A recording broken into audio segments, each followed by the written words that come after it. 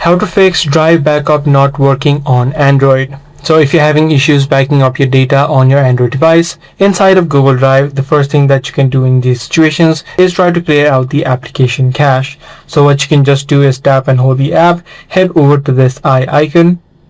Once you're inside of the settings page, you need to head over to storage and then tap on the clear data option. Tap on clear cache.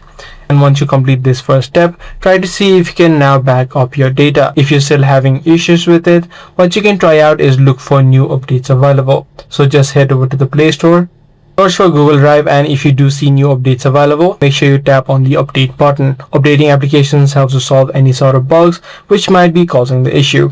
Now, if none of these solutions are working out for you, the last step that you can do is try to uninstall Google Drive from your device and then again re-download it.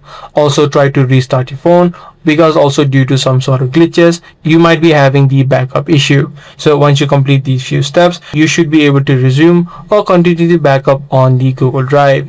I do hope this guide video was helpful to you. If it was, be sure to subscribe. That's going to be all for today. I'm going to see you in the next video.